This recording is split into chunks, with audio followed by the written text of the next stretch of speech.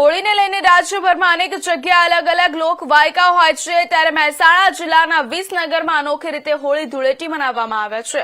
વિસનગરમાં વર્ષોથી અનોખી રીતે ખાસડા હોળી રમાય છે। નામ જાણીને ચોક્કસ નવાઈ લાગી હશે, ત્યારે પરંતુ અહીં ડીજેના તાલે બે જૂથો એકબીજા ઉપર ખાસડા ફેંકીને ખાસડા યુદ્ધ રમે છે। વિસનગરના મંડી બજાર વિસ્તારમાં છેલ્લા 150 વર્ષથી વધારે વર્ષોથી ખાસડા યુદ્ધની પરંપરા ચાલી આવી છે। અહીં સામાજિક સમસરતા અને એકતાના દર્શન થઈ રહ્યા છે। દરેક સમાજના લોકો સાથે મળીને આ પર્વની ઉજવણી કરે છે। આ પ્રસંગે ગુજરાત રાજ્યના કેબિનેટ મંત્રી ઋષિકેશ પટેલ ખાસ ઉપસ્થિત રહ્યા હતા। અમે હોળી રસિયાઓના ઉત્સાહમાં વધારો કરી સમગ્ર ગુજરાતવાસીઓને હોળી પર્વની શુભકામનાઓ પાઠવી હતી। અહીં વર્ષોથી પરંપરા પ્રમાણે ધૂળેટીના પર્વના દિવસે સવારે ડીજેના તાલે બે જૂથો આમને સામને આવે છે અને એકબીજા ઉપર ખાસડા શાકભાજી જેવી વસ્તુઓ ફેંકીને યુદ્ધ રમે છે। આ રમતમાં જેને જૂતું વાગે એનું આખું વર્ષ સારું જાય તેવી માન્યતા પ્રચલિત છે। આ પરંપરામાં આખું વર્ષ લોકોના જૂના પુરાણા જૂતા ભેગા કરાય છે। આ પરંપરા વર્ષોથી ચાલતી આવી રહી છે અને વિસનગરમાં ધૂળેટી પર્વે પરંપરાગત ખાસડા યુદ્ધ યોજવામાં આવે છે।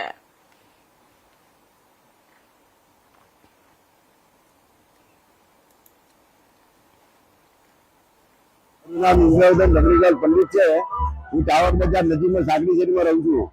કેટલા વર્ષોથી પરંપરા મારી ઉંમર 89 વર્ષ છે અને આ પરંપરાથી વર્ષોથી જોયા કરું છું। અહીંયા જે ગ્રુપ પડે છે વિસ્તારના જુવાનિયાઓ બધા છોકરાઓ અહીંયા ભેગા થઈ અને હોળીને ધૂળેટી સારી રીતે મનાવે છે। આ વર્ષોની પરંપરા છે।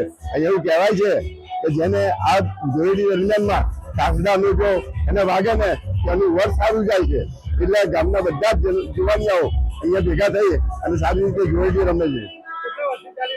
વર્ષોથી પરંપરા છે।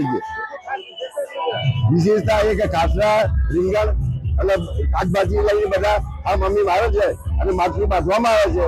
એ માટલી બાંધી અને જે એનું પિરામિડ બનાવી અને જે ગ્રુપ હોય એ માટલી તોડે એને આ સાથે અભિનંદન આપવામાં આવે છે અને એનું સ્વાગત કરવામાં આવે છે। ધૂળેટીના પ્રસંગે સમગ્ર ભારત અને ગુજરાતીઓને ખૂબ ખૂબ મારી શુભેચ્છાઓ। વિસનગરની અમારી અનોખી પરંપરા છે।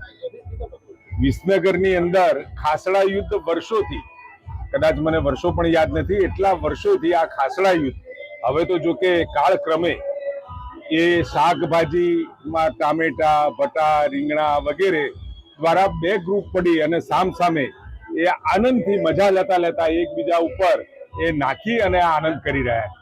એટલે સ્વાભાવિક છે કે આ વિસનગરની અનોખી પરંપરા કાળક્રમે પણ આટલા વર્ષો પછી પણ ચાલુ છે અને ખૂબ મજાથી લોકો આનંદ લઈ રહ્યા છે। મનાતું હતું કે જેને ખાસડું વાગે એનું આખું વર્ષ સારું જાય। ખૂબ આનંદથી આ ધૂળેટીના તહેવાર દરમિયાન હવે માટલી બંધાશે અને માટલીમાં હારડા, ખજૂર વગેરે ગોઠવી અને માટલી ફોડી અને એનો પ્રસાદ માણી અને